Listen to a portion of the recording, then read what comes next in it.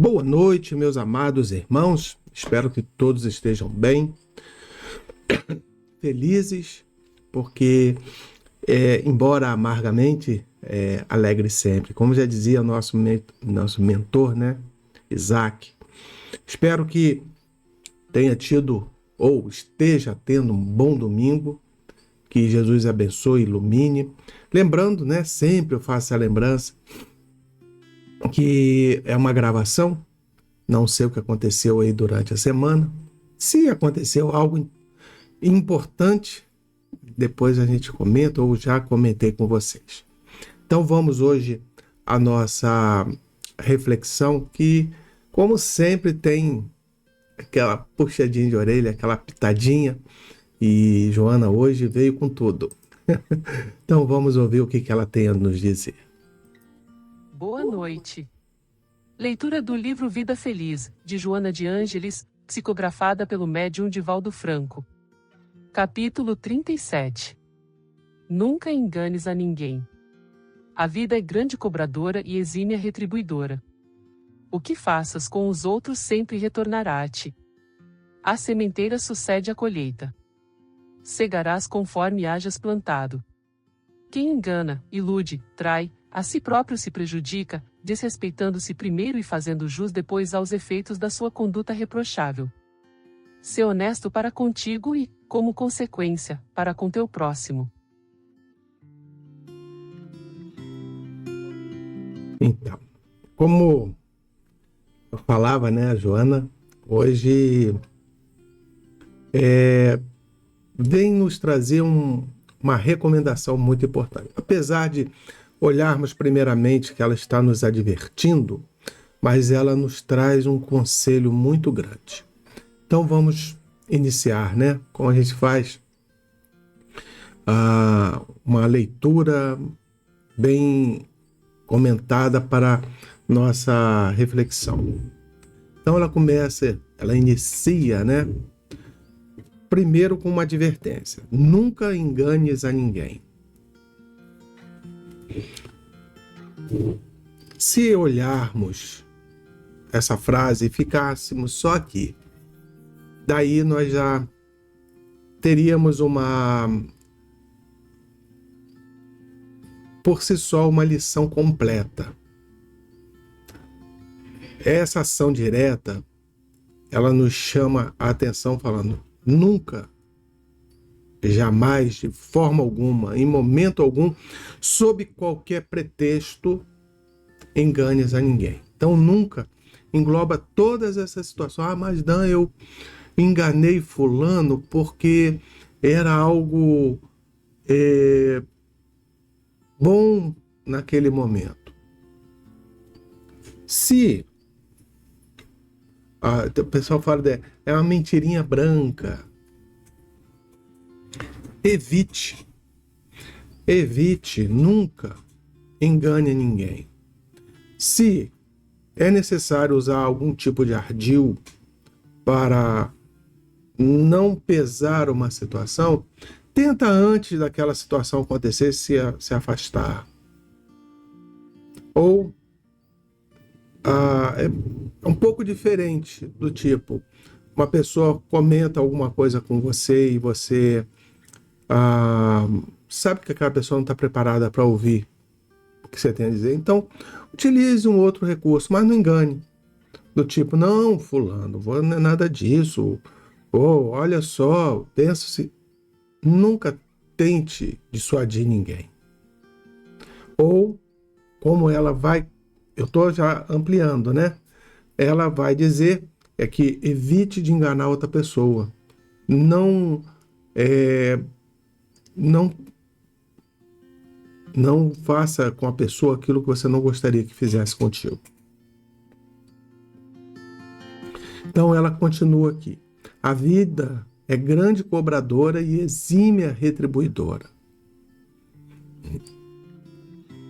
É a lei da ação e reação. Do momento que nós enganamos alguém, ou seja,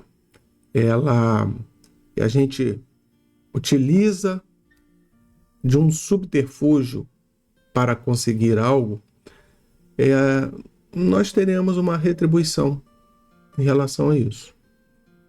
Ah, não, fulano, ele me enganou, ciclano me enganou e não aconteceu nada com ele. Isso é o que você acha. Isso é aquela ilusão que você tem na mente de que tudo tem que acontecer no seu tempo. Tudo tem que acontecer naquele momento, naquela determinada situação. E algo que tem que acontecer, que a gente está acostumado a olhar nos filmes, que há uma consequência e a pessoa vai se arrepender. A vida é diferente. Às vezes, o enganador, ele já está recebendo o seu preço. Talvez uma insatisfação interna, talvez um pensamento mais desalinhado, que a gente não está olhando, não está vendo, não é visível, mas no íntimo da pessoa, a pessoa já está passando por uma grande queda. E talvez ele conviver com ele mesmo já seja o pior dos castigos para ele. Nós não conhecemos o coração alheio. Às vezes nós vemos pessoas que estão rindo, mas internamente é uma solidão sepulcral. É algo terrível que a pessoa está passando. Então, não engane ninguém. Não é para que você não sofra um revés. Não engane ninguém para que depois você não se arrependa do que fez. Porque o arrependimento, quando vem, pode ser talvez não nessa vida, mas quem sabe ao se desvencilhar dessa vida e os horizontes da consciência abrirem, a gente tem uma reprimenda muito mais forte da nossa própria consciência do que qualquer outra coisa que façam para conosco. E ela continua, o que faças com os outros sempre retornará a ti. Pô, mas aí é lei de talião, né? Com ferro fere, com o ferro feres e com o ferro será ferido. É isso que Joana está dizendo. Se ela está dizendo isso, ela está botando para baixo, está derrogando toda a lei de Deus. Não é? Mas, se a gente pensar bem, a lei de ação e reação. Sempre que eu fizer alguma coisa a alguém, essa coisa retornará para mim. Não é assim que o Espiritismo ensina? A lei de ação e reação, ela explica que tudo aquilo que nós fazemos retorna não aquilo que nós fazemos, mas a responsabilidade do que nós fizemos. É diferente.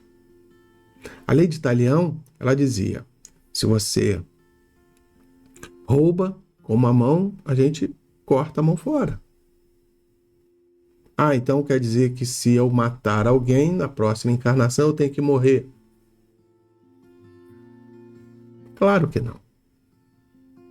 Você se responsabilizará, ou seja, você sentirá o remorso e você buscará, de alguma forma, de algum meio, reparar aquele erro. Talvez nessa própria vida, talvez numa vida futura, não se sabe. Então, quando nós enganamos alguém, não quer dizer que nós seremos enganados na frente. Nós já nos enganamos.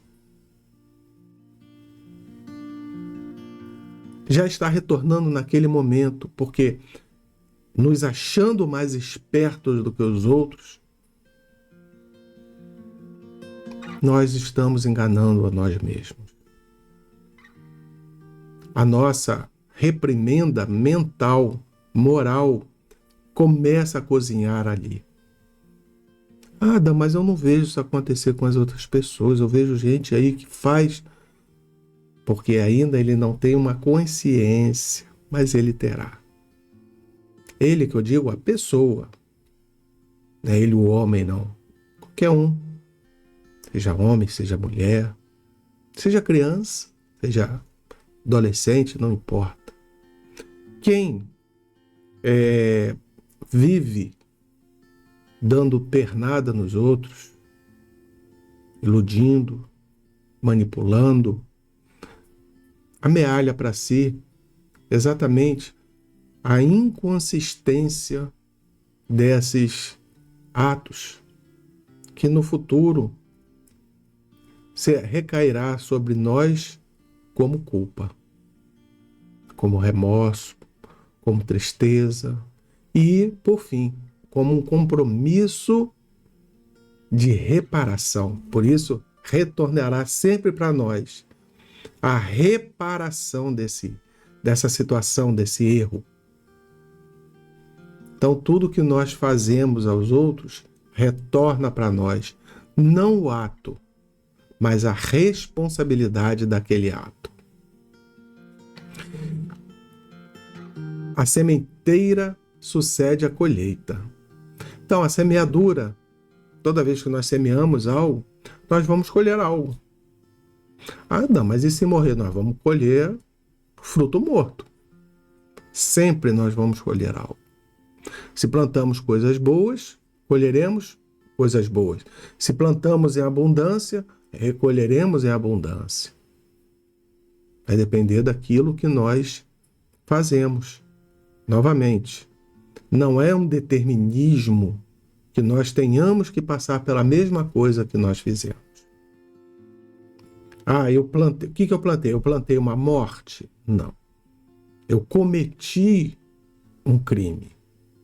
O que eu plantei? Eu plantei uma necessidade de reprimenda. Eu plantei um ato imperfeito. Eu plantei uma situação da qual eu tenho responsabilidade. Colherei o quê? Essa responsabilidade. Deus, ele não põe fardos pesados sob ombros frágeis. Numa próxima encarnação, ou na mesma encarnação, hoje a gente está muito rápido, né? As coisas estão acontecendo muito rapidamente. Fazemos algo hoje, passado um tempo, mas é o que eu normalmente converso com as pessoas lá no centro. A pessoa senta, mas Dan, eu estou passando por uma situação tão difícil. Problemas com a família, problemas com o filho, problemas N, saúde, doença. Aí a pessoa narra a sua história. Chega e fala, mas o que eu fiz na vida para merecer isso?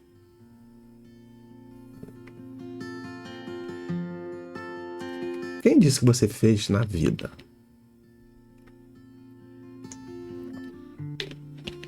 Quem disse que você fez algo?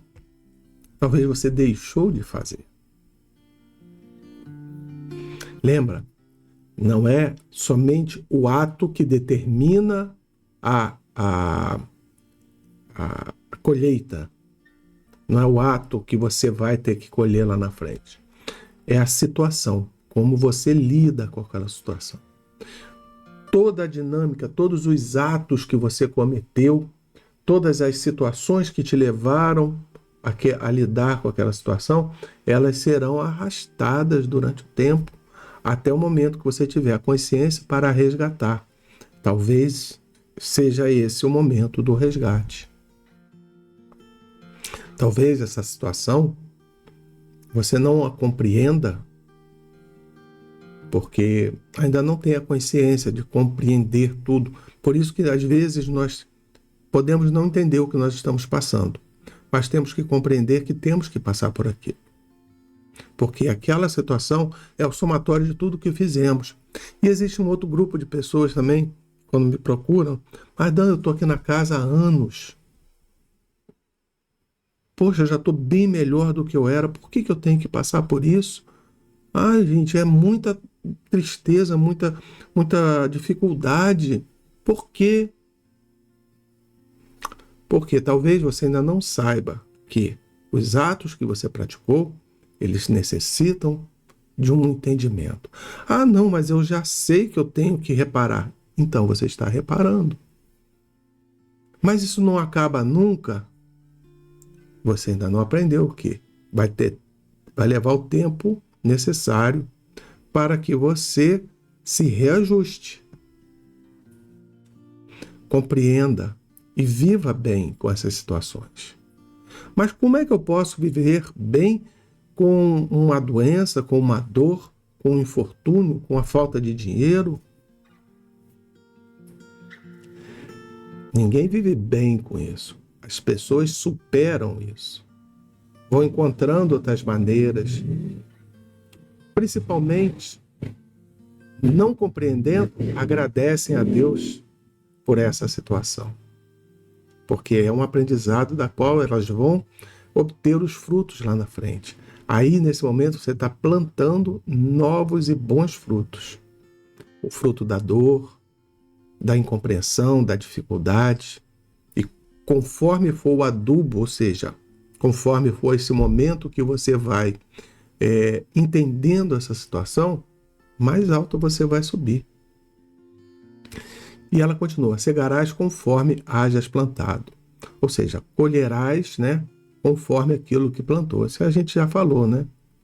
E ela continua, quem engana, ilude, trai, a si próprio se prejudica, desrespeitando-se primeiro e fazendo jus depois aos efeitos da sua conduta reprochável.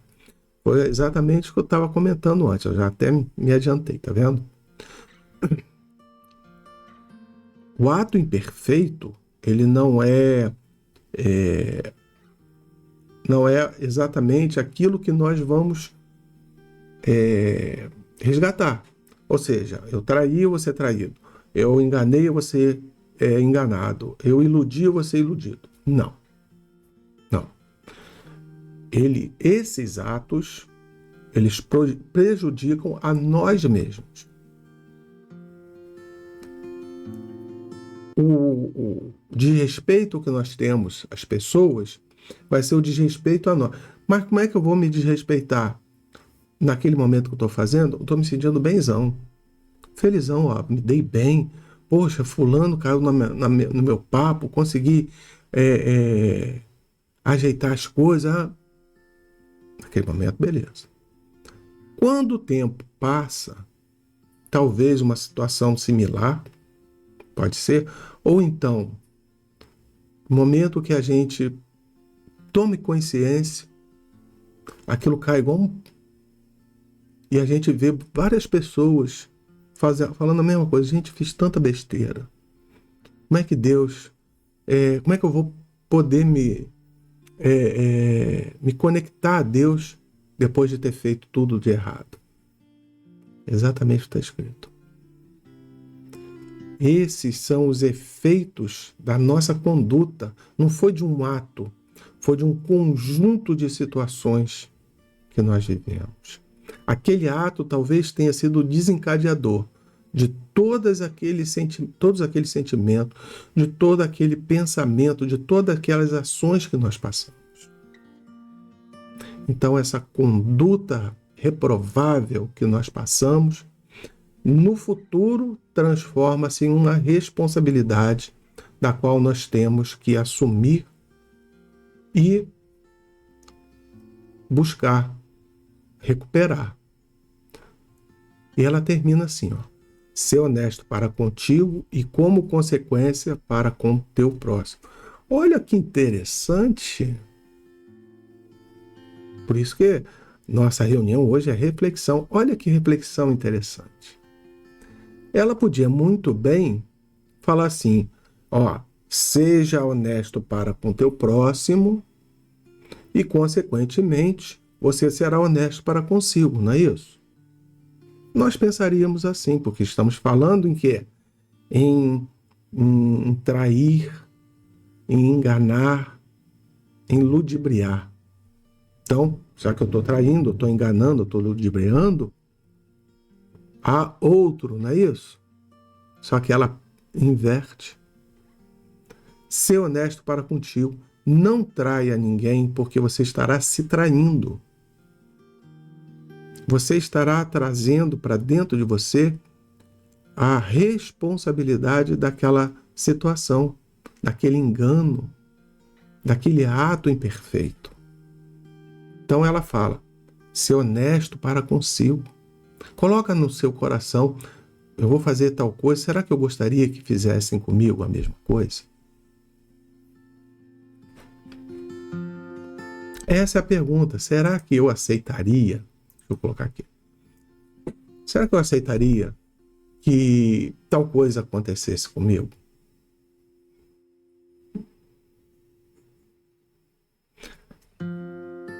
E isso vale para tudo na vida. Uma certa feita, uma pessoa me procurou e falou assim, Dan, eu tenho um dinheirinho guardado, mas eu vivo numa situação complexa, porque as coisas estão apertadas, não dão certo. Lá no meu trabalho, as coisas são tumultuadas, meu chefe não me reconhece. Isso não é um caso só, não, apareceram vários casos. E aí eu vou conversando com as pessoas para entender o que está acontecendo. Longe de querer arranjar um culpado, mas entender quais são as sequências. Porque às vezes nós estamos tão acostumados a fazer as coisas que nós esquecemos da responsabilidade que elas nos trazem. E eu vou conversando com essas pessoas e sempre, até hoje, a conduta com que a pessoa teve durante a vida e muitas vezes que está tendo agora, nesse momento, são as causadoras dessas situações.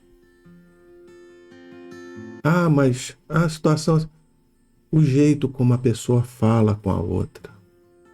Minha família é terrível. A família é terrível. E você não está longe dela. As pessoas que eu conversei, muitas vezes, querem que a família seja do jeito que ela imagina que deva ser. Não respeita as individualidades.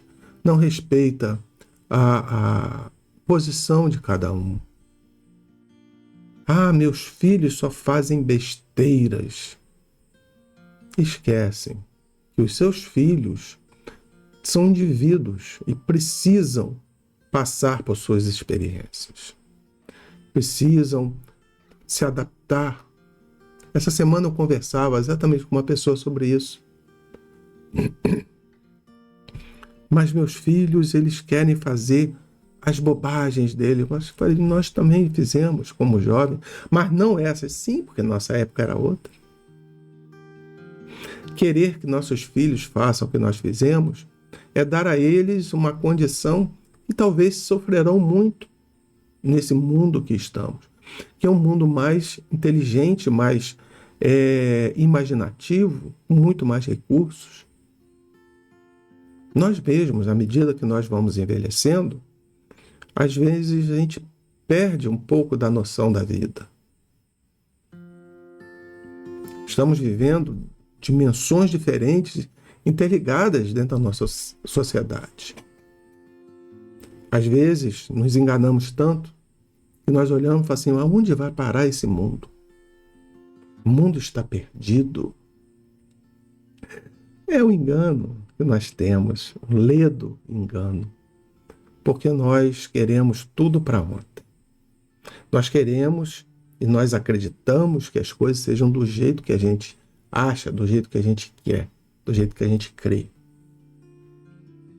E não é não.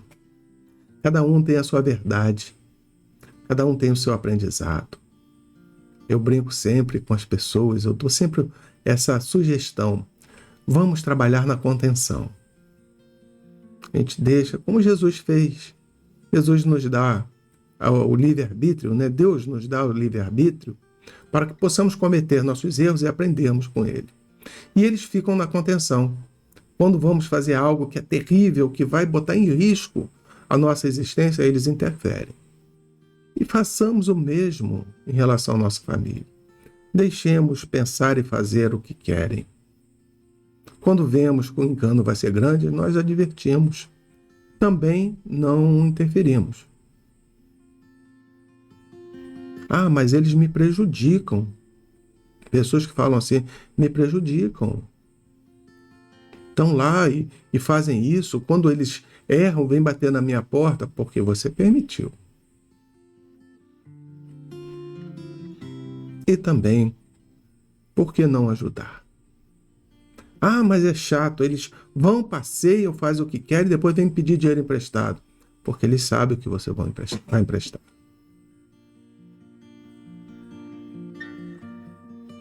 Então, não se iluda. Não iludir o próximo é o próximo passo. Mas não se iluda. Não se iluda achando que você está ganhando vantagem em alguma coisa. Não se iluda que você está tendo uma vida melhor ou pior. Tem pessoas que se iludem com isso. Vê o outro em uma situação tal. Nossa, mas fulano está se dando tão bem. Vai ficar na pele de fulano. Ah, fulano tem um carro bonito, tem uma casa bonita, tem uma família. Mas você não sabe os tormentos que estão dentro da alma daquela criatura. Você não sabe o tanto de problemas que ele já amealhou na sua vida, que daqui a pouquinho ele vai ter que prestar contas. O texto da Joana. Não nos iludamos. Tenhamos paciência, tranquilidade, boa vontade e saibamos perdoar. Vamos cair sempre nesse ponto. Vamos amar, vamos perdoar, vamos ter paciência, cuidar desse açoite que nós temos aqui, ó, que quando se abre, as palavras vão saindo, depois nos arrependemos tanto. Por isso que eu sempre bato na tecla, cuidado, não só com o que fala, mas como fala. O modo de falar. Porque às vezes a gente está tão aborrecido, tão chateado, com tantas preocupações, que o nosso jeito de falar é um jeito mais agressivo. Ah, mas eu sou assim. É o meu jeito. Eu sou sincero. Não. Você está agressivo. Você está inconformado, chateado, aborrecido. Vamos tomar aquela pílula da paciência, da tranquilidade. Vamos dar tempo ao tempo. Vamos esperar que as coisas aconteçam. E vamos ficar na contenção, tomando conta para que nada de pior venha nos acontecer. Que essa semana seja maravilhosa para todos nós, me incluindo também. Seja muito bom para mim, seja muito bom para vocês. Que as provas que chegam, ou que as provas que continuam, sejam suportáveis. E que possamos nos perdoar acima de tudo e sermos honestos para conosco. Pergunte a si, o que eu fiz de bom hoje? Ou, o que eu posso fazer para melhorar? Em vez de falar assim, está me faltando dinheiro, está me faltando saúde, está me faltando isso, eu não estou satisfeito com minha casa, com meu carro, com minha... Pensa, o que eu posso fazer para melhorar? Ah, minha família é muito chata. E o que eu estou fazendo para melhorar? Às vezes, simplesmente ficarmos quietos já melhora. Que Jesus abençoe a todos, ilumine, traga uma semana maravilhosa, com muita experiência, com muita oportunidade e com muitas bênçãos, esperança e paz. Obrigado, meus irmãos. Que Jesus seja pleno em nossas vidas. Que esses momentos de reflexão sejam lembrados durante a semana. Que Jesus abençoe a todos. Vamos orar pedindo a Deus que interceda por essa semana.